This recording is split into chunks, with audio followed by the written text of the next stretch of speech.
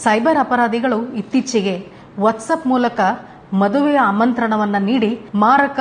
Malware ಹರಡುವ ಹೊಸ ವಂಚನೆಗೆ ಕೈ ಹಾಕಿದ್ದಾರೆ ಹಾಗೂ ಸಾಮಾಜಿಕ ಜಾಲತಾಣಗಳಾದ ವಾಟ್ಸಪ್ ಮೂಲಕ ಮದುವೆಯ ಕರೆಯೋಲೆಯನ್ನು ಕಳುಹಿಸಿ ಭಾವನಾತ್ಮಕವಾಗಿ ಬಿಂಬಿಸುವ ಮೂಲಕ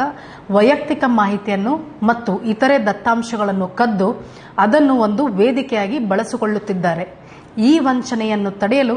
ಬೆಂಗಳೂರು ನಗರ ಪೊಲೀಸ್ ತುರ್ತು ಎಚ್ಚರಿಕೆಯನ್ನು ನಿಮ್ಮೆಲ್ಲರಿಗೆ ನೀಡುತ್ತಿದ್ದಾರೆ. ಸೈಬರ್ ವಂಚಕರು ಸಾಮಾಜಿಕ ಜಾಲತಾಣವಾದ ವಾಟ್ಸಪ್ ಮೂಲಕ ಮದುವೆ ಆಮಂತ್ರಣ ಪತ್ರಿಕೆಯನ್ನು ಕಳುಹಿಸಿ ವಂಚಕರು ವಾಟ್ಸಪ್, ಇಮೇಲ್ ಮತ್ತು ಸಂದೇಶಗಳ ಮೂಲಕ ಕಳುಹಿಸಿದ ಲಿಂಕ್ಗಳನ್ನು ಒತ್ತಿದಾಗ ವೈಯಕ್ತಿಕ ದತ್ತಾಂಶಗಳು ಮತ್ತು ಇತರೆ ಮಾಹಿತಿಗಳಾದ ಬ್ಯಾಂಕ್ ಮಾಹಿತಿಗಳು, ಆಧಾರ್ ಕಾರ್ಡ್,